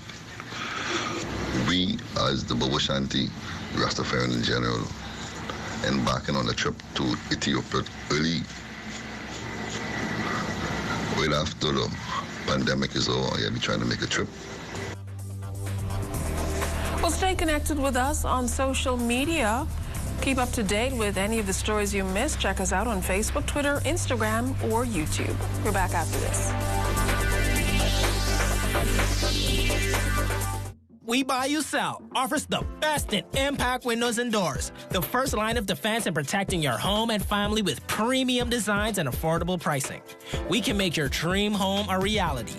We also stock a wide variety of tiles such as porcelain, mosaic, and plank tiles. We offer the lowest rates in the country. Located at number 163 Robinson Road. Call 677-2856 or 324-6427. We Buy You Sell. Come and see us today. Our business is all about seeing the big picture, moving beyond age-old traditions for greater efficiency and growth, building on the strength of our foundation by evolving with technology and innovation, connecting million-dollar dreams with billion-dollar opportunities. This is our big picture. What's yours? AID has everything you need and more to complement your home's decor. Luxurious bamboo bath towels, face towels from $1.25 and bath towels from $5.45. Shower curtains from $2.54 and organizers in stylish finishes. Bath mat sets from $7.27 in a multitude of styles and colors. Bed sheet sets from $9.95 and 7-piece comforter sets from $49.95. Doormats from $1.93 with matching runners and hundreds of area carpets. Sofa covers from $19.95, plain and crushed sheer curtains from $5.25 and thousands of panels to choose from. Blinds from $7.02 and curtain rods from $2.89. Ceramic and porcelain dishes, tablecloths, napkins, placemats, utensils, and more. A wide selection of drinking glasses including elegant stemware, candle holders, vases, and crystal. Full-size mirrors, decorative pictures, and picture frames. AID, Wolf Road and the Mall at Marathon open late and on Sundays to serve your decorating needs. AID, all you really need and more.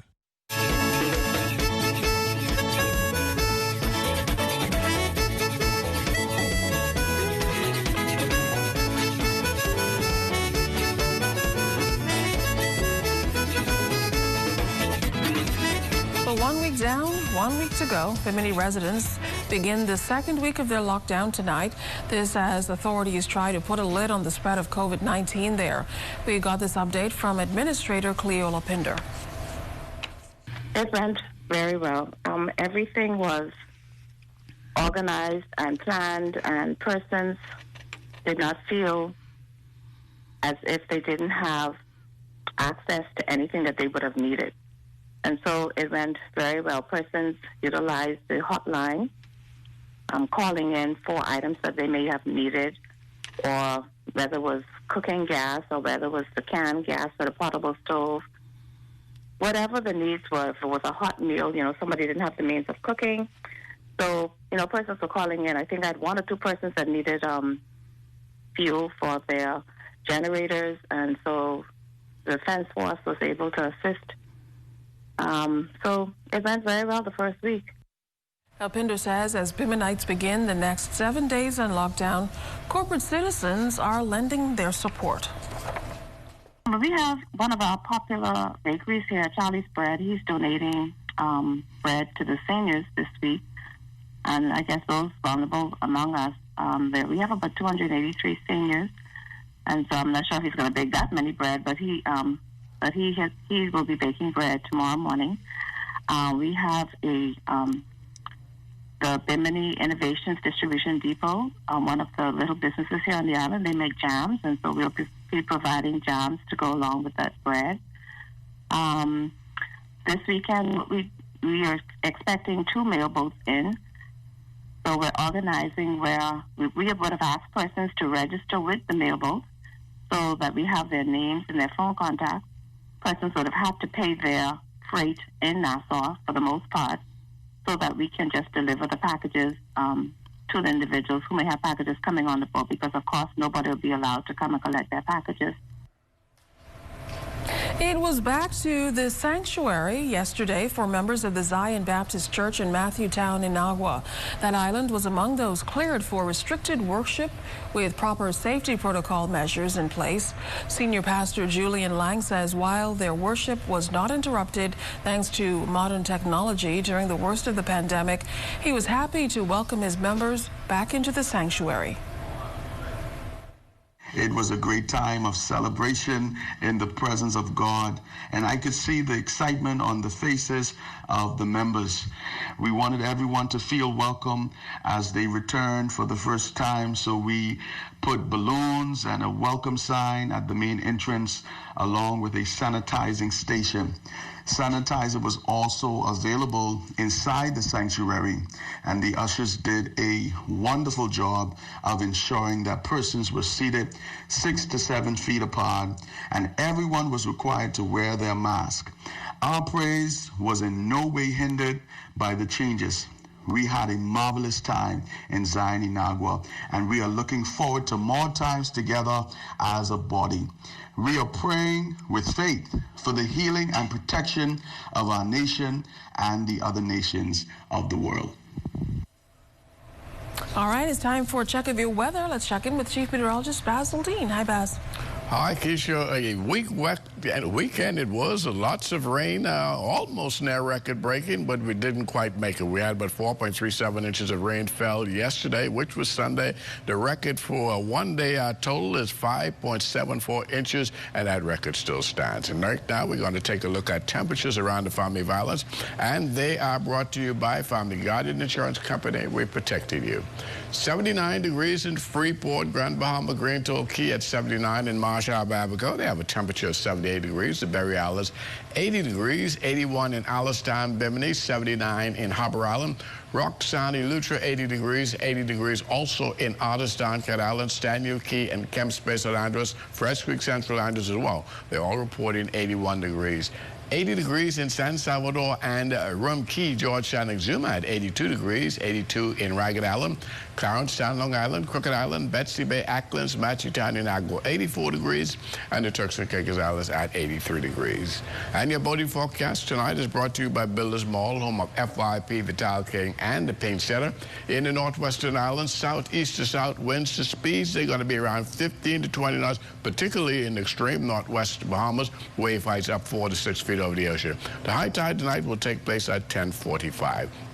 And as we take you into the central and southeastern islands, the winds are more east to southeast to speeds 12 to 18 knots, wave heights 3 to 6 feet over the ocean. And tomorrow in the northwestern islands, the winds stay out of the south but is backing slightly, speeds unchanged at 15 to 20 knots, so that caution flag will hold, wave heights 4 to 6 feet over the ocean. Tide-wise, it's going to be high at 11:05 in the morning, low tide at 5:04 in the afternoon for the central and southeastern Bahamas. We'll see a reduction in those wind speeds down to 10 to 15 knots out of the east to southeast, wave heights 2 to 4 feet over the ocean. And then as we head into the middle of the week, which is Wednesday for all areas, east to southeast winds 10 to 15 knots, wave heights 2 to 4 feet. The high tide on Wednesday will take place at 11:55 in the morning, the low tide at 5:55 in the afternoon. And that's going to do it for your boating forecast. It's time now for your international temperatures, and they are brought to you by Royal Star Assurance.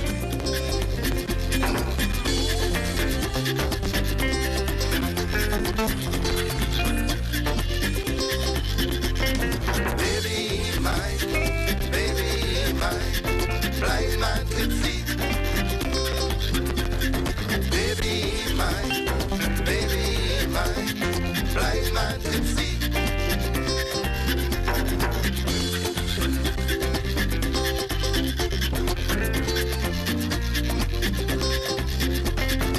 Going to do it for your international temperatures, brought to you by Royal Star Assurance. But stay tuned, your extended weather forecast is coming up in about 18 minutes. Baby, my blind man. He's got the whole world in his hands. He's got the whole world in his hands. He's got the whole world in his hands. He's got the whole world in his hands. Sun Oil. Caring. Invested. Committed. Shop and save at Super Value and quality supermarkets. Libby spaghetti and meatballs, 14.5-ounce can, $1.19. Chicken leg quarters, 10-pound bag, 89 cents per pound. Island Queen green pigeon peas, 15-ounce size, $1.49. Idaho potatoes, 5-pound bag, $3.59. Riceland long grain rice, 5-pound bag, $3.29. Muller's ready cut macaroni, 16-ounce box, $1.99. Open Mondays through Saturdays, 7 a.m. to 7 p.m. Super Value and quality supermarkets.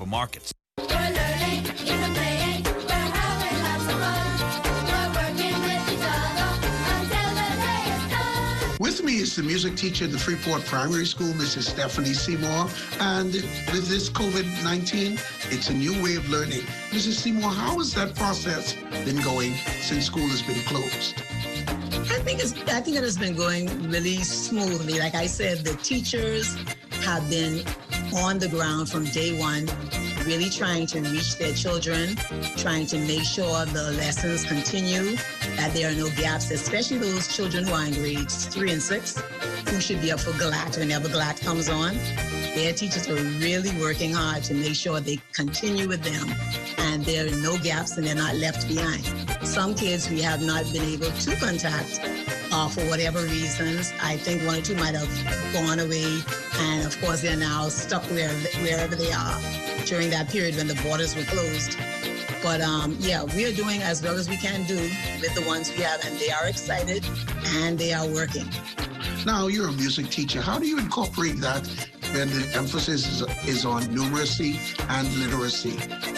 Well, you know, you have to understand, our kids, we want to make them well-rounded. The Heyman children are the most talented. So it's only a matter of integrating the music, and in that way you bring in the other subjects. You bring in your math, you bring in your language, which of course are the core subjects. So it's all a matter, like I said, of integration. There you go, Mrs. Stephanie Seymour, the music teacher at the Freeport Primary School, talking about virtual learning amid the COVID-19 pandemic. I am Vaughn Aubrey for Ed Talk.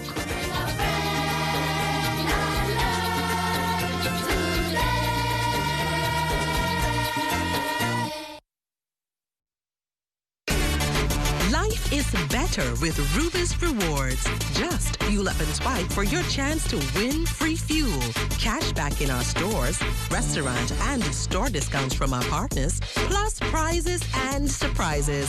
It doesn't get better than this. Your Rubis Reward tag is free at every Rubis service station in New Providence. Get yours today. Rubis, it's just better.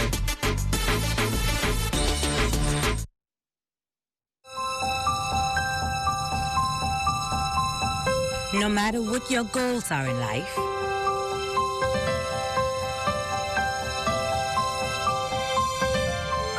you have to start somewhere. It all begins with Leno. Leno, bridging possibilities. Call us at 396-3225 or email info@lenobahamas.com. When you want to save money on tile supplies, who you gonna call? The Tile King. When you tile your house and you want to look good, who you gonna call? The Tile King. Visit the new Tile King showroom, which is internationally recognized as the finest tile showroom in the Caribbean, located in the Builders Mall on Wolf Road. The Tile King. Who you gonna call? The Tile King. Tiles on everything. Look, it's simple. Fidelity can consolidate all your bills for their debt consolidation loan. Give you 1 monthly payment and money in your pocket. So let me get this straight, Miss Financial Coach. You say something but cash in my pocket? Yes. And a savings plan with 5% interest? Wow. Finally. A bank that's looking out for me. What you want me to sign? That's not all. We also offer competitive interest rates and free financial coaching. That's right, LD. You ain't hear me. Where do I sign?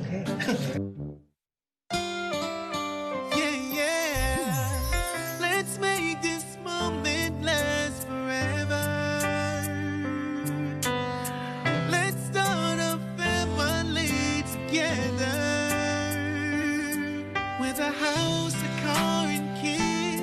Oh, I love the way we live. I got it covered. BAF has got me covered. So live your life. BAF for life. So live your life. BAF for life. So live your life. BAF for life. BAF has got you covered.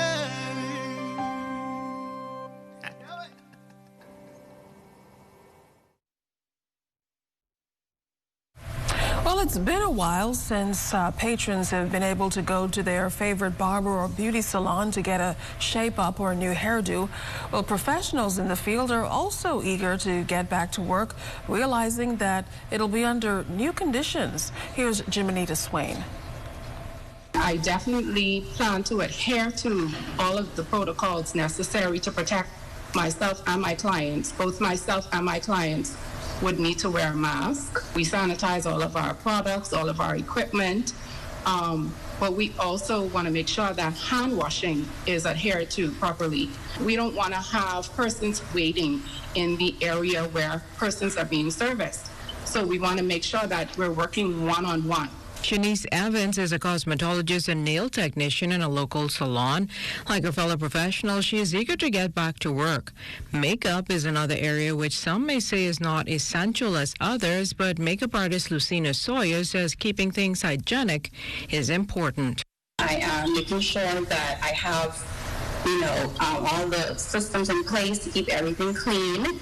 And I'm also informing my clients that, if you feel sick or if you feel anything that, if you're coming down with something, just do us both a favor and just, cancel the appointment. Don't come to your appointment or anything. Just stuff like that. Certified massage therapist and esthetician Carlethia Thurston touches on adjustments clients can expect at her spa. With the spa that I manage in particular, we are going to start a cleansing ritual that encourage the guests to sanitize before they actually come in for their services.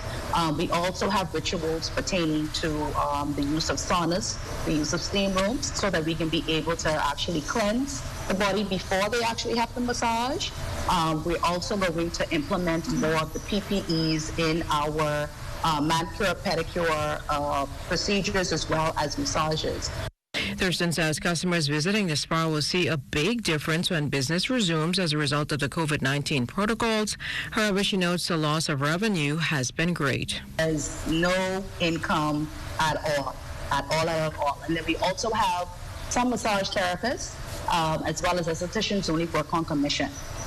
So if you don't have any money coming in, then, there's nothing coming out basically. So it's been a very big loss, but, we are trying to find some ways in order for us to, maintain the standards so that we can be able to, safeguard ourselves. Jimenita Swain, ZNS Network News. Well, stay with us. We'll check your weather when we come back.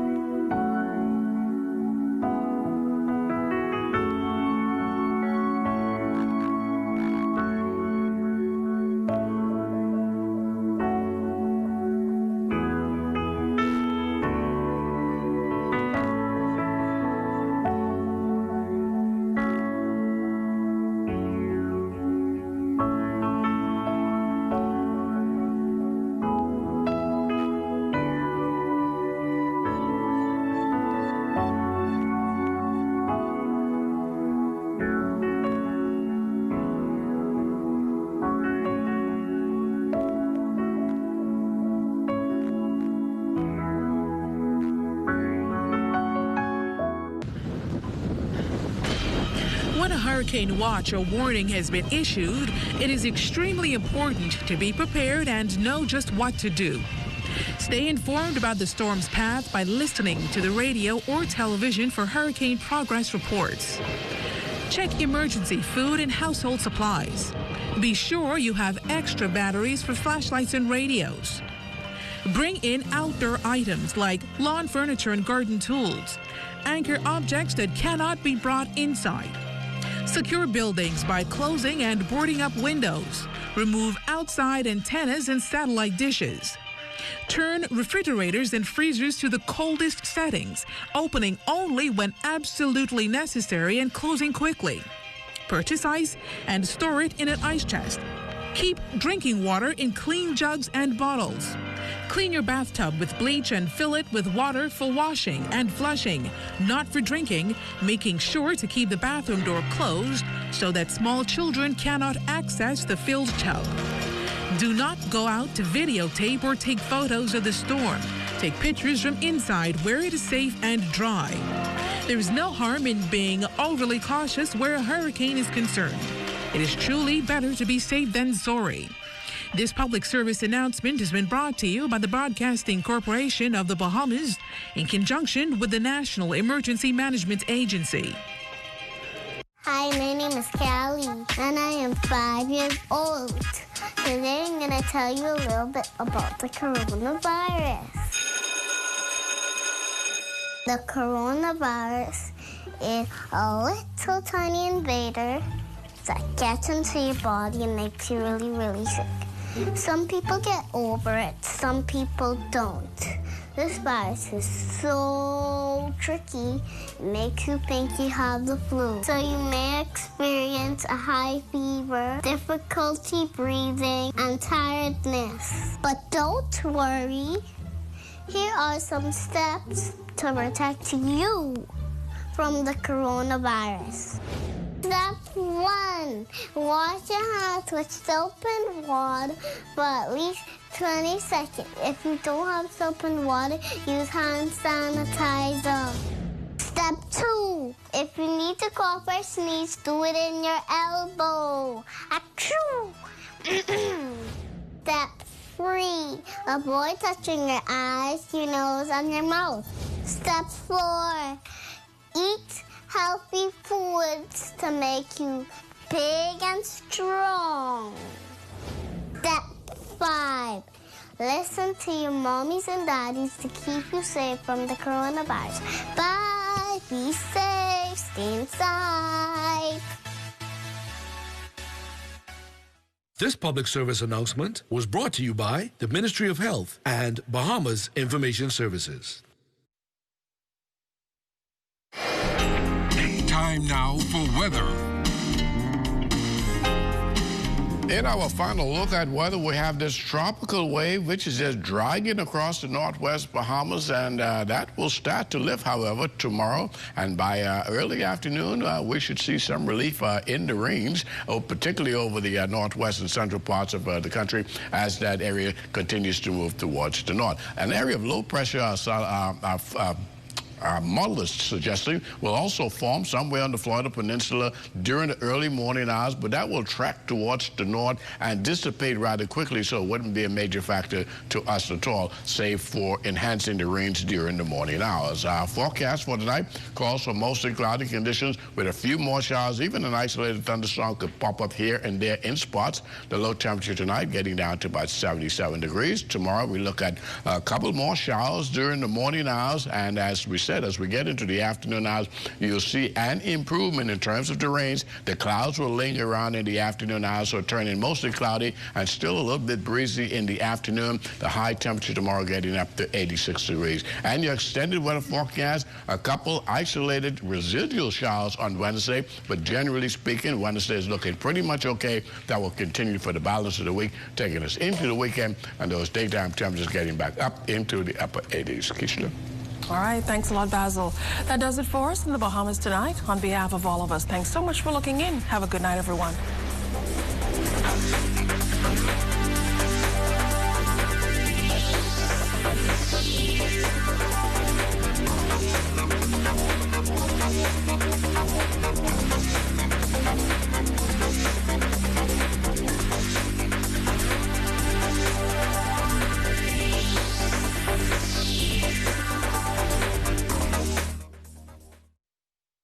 The Ministry of Health is working to ensure the safety of the Bahamian people. Help us minimize the risk that coronavirus poses to citizens, residents, and visitors by following these 5 easy steps. Step 1. Wet your hands with clean water. Apply soap and lather for 20 seconds by rubbing them together. Include the top of your hands between your fingers and under your fingernails. Rinse your hands under clean water, then dry them with a paper towel or air dry them. Remember to wash your hands before and after eating, preparing a meal, changing a diaper, or caring for the sick, and always after using the bathroom, touching money, shaking hands, or taking out the trash. Step 2. Cough and sneeze in your elbow or upper sleeve, not in your hands, not in the air. Or you can cover your nose and mouth with a tissue when you cough or sneeze. Put your used tissue in the trash bin when you're finished. Remember to wash your hands with soap and clean water after you cough or sneeze. Also, remember never to spit on the ground, roads, or in open spaces. Step 3. Ensure that raw meat is properly handled and cooked thoroughly. Step 4. Avoid sharing drinking glasses, eating utensils like spoons and forks, or sharing personal items such as toothbrushes and towels. Germs can live on surfaces we touch, so wipe and disinfect surfaces where germs can live, and keep your surroundings clean. Step 5. Avoid close contact with anyone showing symptoms of respiratory illness, such as coughing or sneezing. Should you or anyone you know feel that you have been exposed to the coronavirus, contact the surveillance unit of the Ministry of Health immediately. To reach us, call 502-4776, 502-4790, or 502-4737. We want Bahamians and those that live with and visit us to remain safe from the coronavirus. To do this, we need the help of each and every one of you to follow the simple steps we have shared. Let's stay safe, Bahamas.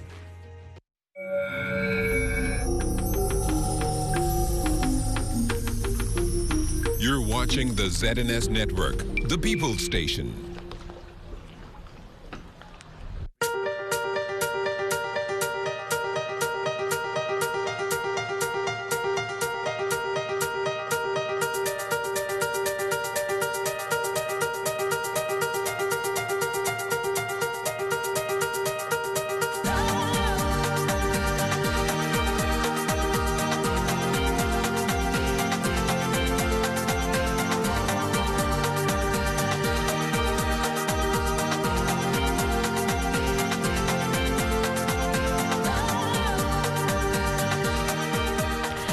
And welcome to another episode of Arts and Entertainment Showcase.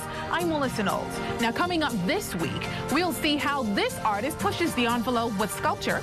We'll get you moving with some raking and scraping. And we'll find out how this artist's love for nature is expressed through her work. So have a seat, call a friend, as we take you on another journey through the arts. Now, whenever you visit the National Art Gallery, you can usually find several art exhibitions running simultaneously.